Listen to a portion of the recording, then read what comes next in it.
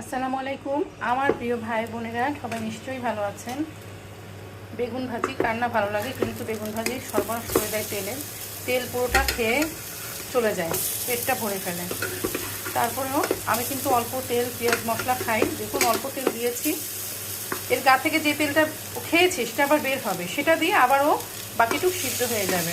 পেঁয়াজ ভাজা তো হবে, কিন্তু চারটে পাঁচটা ঝাল একটু ফুটিয়ে দিয়ে দিয়েছি। এই ঝাল টেপে টেপে ভাত খেতে অনেক মজা লাগে, আমার কাছে লাগে বলে আমি দিয়েছি, এটা সবার জন্য নয়।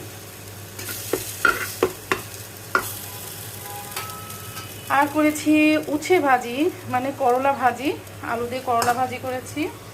আর এপাশে হচ্ছে কি হচ্ছে দেখছো, হচ্ছে মুরগির মাংস, দেশি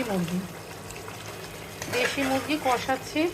প্রথমে মাংস কষিয়ে একদম পোড়া পোড়া করে ফেলি, তারপরে একটু আলু দিয়ে আবার খানিকক্ষণ কষিয়ে নিই। আলুটা সিদ্ধ হয়ে গেলে আমি সামান্য একটুখানি ঝোলের পানি দেব, মশলা কষা কষা হবে, মানে খুব বেশি টেলটেলে ঝোল হবে না। তবে এটা সাজেস্ট করছি যে দেশি মুরগি কিন্তু পানি পানি ঝোলই বাচ্চাদের খাওয়ালে অনেক রক্ত হয়, অনেক পুষ্টিকর, অনেক রক্ত হয়, অনেক, ওইটা রান্না করাই বেশি ভালো। আপনারা যদি কেউ দেশি মুরগি রান্না করেন তো একটু বেশি ঝোল ঝোল করবেন, রোগীর খাবারের মতন লাগলেও ওটা বেশি পুষ্টিকর, বাচ্চাদের ওটা শেখানোই ভালো। আজকে আমি একটু কষা কষা করবো, আলুটা সিদ্ধ হয়ে যাক, অল্প একটু গামাখা ঝোল দিয়ে মশলা মশলা তেল বেরিয়ে যাবে, ওরকম রেখে দেবো। আজকের মতো এই পর্যন্ত, আল্লাহ হাফেজ।